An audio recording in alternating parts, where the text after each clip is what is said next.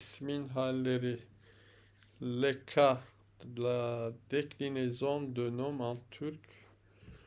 Avec la terminologie latine, on peut dire le nominatif, yalın hali en turc, aküzatif en türk belirtme hali, datif yönelme hali, ablatif ayrılma hali, lokatif bulunma hali, jenetif isim tamlamaları, on peut dire comme ça en turc. Fonction, görev, nominatif, sujet. Et c'est sujet, c'est le sujet d'une phrase. Ou bien le code indéfini, c'est l'équivalent de un, une de l'article indéfini en français. Accusatif, c'est le code complément objet direct en français. Datif, yönelme hali, c'est complément objet indirect en français. Ablatif, c'est de quitter un lieu. Lokatif, bulunma hali, se trouver dans un lieu. Génitif, isim tamlamalı, complément de nom. Suffixation. Nominatif, c'est sans suffixe. Le mot nu, c'est l'état brut d'un mot dans un dictionnaire.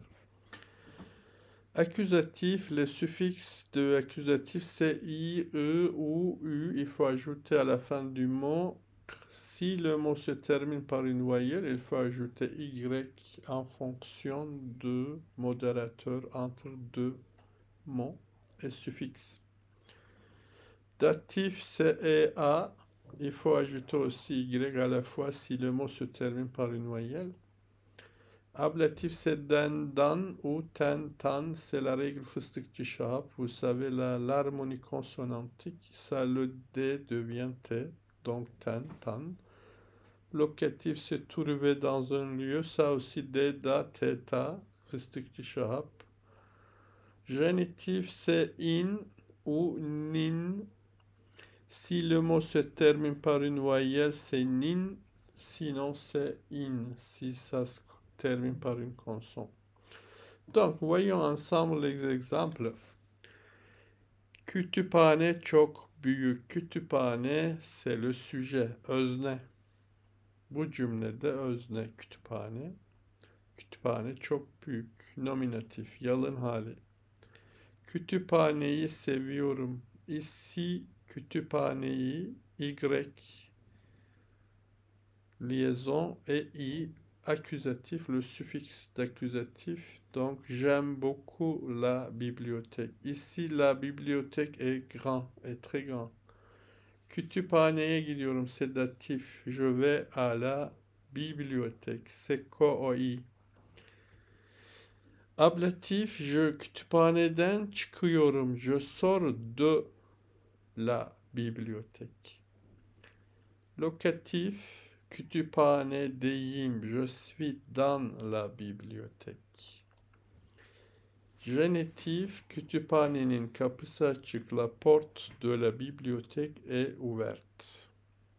Exemple 2. Bu adam zengin. Cet homme est riche. Ça aussi, sujet. Adam ici. Özne.